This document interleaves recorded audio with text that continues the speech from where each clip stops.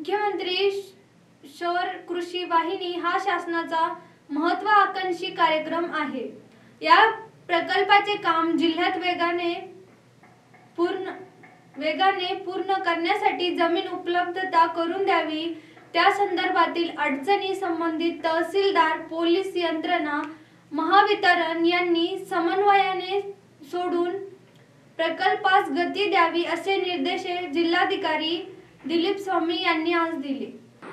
जिल्हाधिकारी कार्यालयात मुख्यमंत्री सौर कृषी वाहिनी प्रकल्पाच्या आढावा बैठकीचे आयोजन करण्यात आले होते।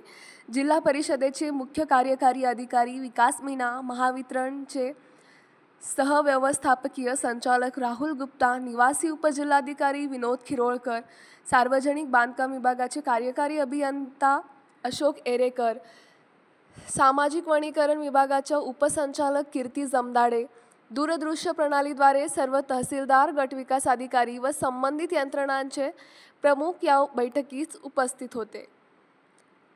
मुख्यमंत्री और सौर कृषी वाहिनी प्रकल्प राबवताना प्रकल्प विकासकांना ग्रामपंचायतीकडून ना हरकत प्रमाणपत्र घेण्याची आवश्यकता नसल्याने जमीन अतिक्रमित झालेल्या ठिकाणी प्रकल्प विकासक तसेच महसूल, पोलीस, जिल्हा परिषद, वन विभाग, सार्वजनिक बांधकाम, सामाजिक वनीकरण, महावितरण यांनी एकत्रित समन्वयाने या कामास प्राधान्य द्यावे। मुख्यमंत्री सौर कृषी वाहिनी प्रकल्प वेळेत पूर्ण होऊन कार्यान्वित करण्याचे उद्दिष्ट जिल्ह्याने पूर्ण करण्याबाबतही जिल्हाधिकारी स्वामी यांनी निर्देशित केले।